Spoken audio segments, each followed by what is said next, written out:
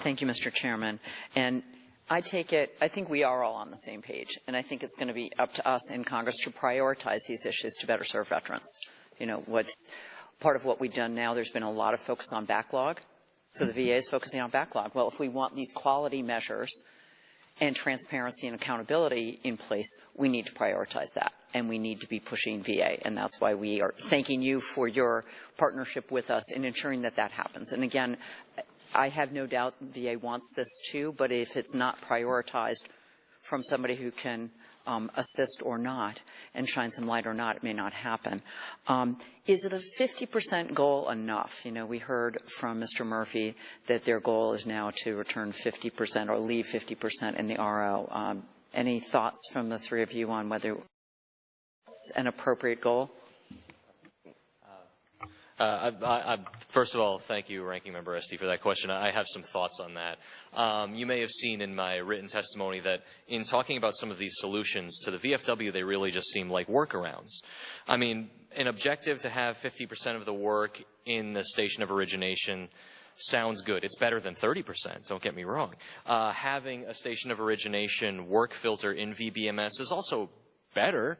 But I don't think it's a 100% solution for some of the reasons that I pointed out before. The manual allows VA to immediately promulgate decisions if we have no VSO representative in that office. And just for a little bit of background, the way that our resources are aligned at the VFW, sometimes we do have turnover in those offices. The example that I had in my written testimony was a regional offices that had a vacancy at the moment.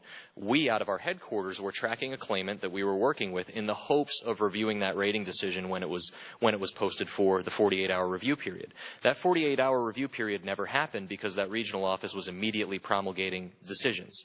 So even if we had the station of origination filter, it wouldn't have helped us in the situation with that veteran. What's interesting about this specific case is that VA failed to evaluate one of the claims conditions on the claim, and it resulted in an additional 8-month ordeal for that veteran and for the VFW to try to resolve that issue. So the SOO filter to us, the 50% station of origination work, doesn't really solve the problem. That's why, I mean, really, our testimony was more of a wish list. If we had an optimal situation, what we would want is return it to the SOO,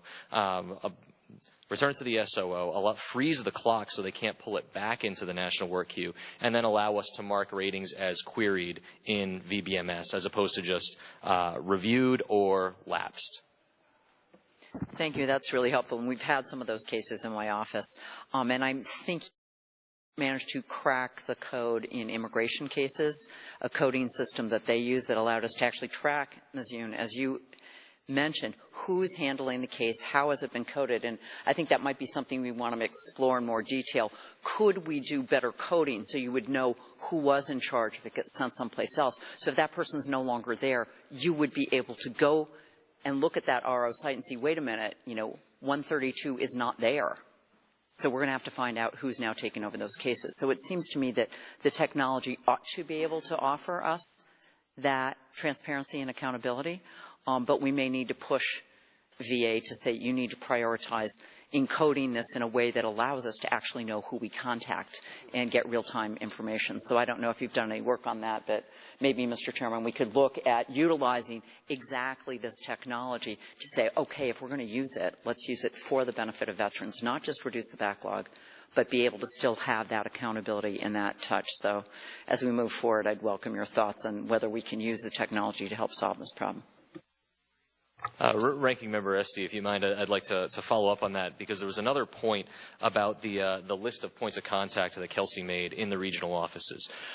This becomes problematic because it takes reporting of errors outside of that digital environment. So VBMS is a digital claims management environment. How VA is tracking all of their work, and Mr. Murphy articulated that they've been able to glean so much data from there that they're able to identify breakdowns in the business process and hold individual employees accountable.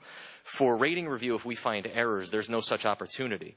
By having to send a separate email to a random VA staffer or a corporate inbox, there's no accountability for reporting those errors. And then when we click either reviewed or let the 48 hours lapse so it would say expired, there's then no accountability on the back end for VSOs that, hey, look, we found an error. It was in a timely manner. So that's one of the reasons we're asking to mark them as queried in VBMS.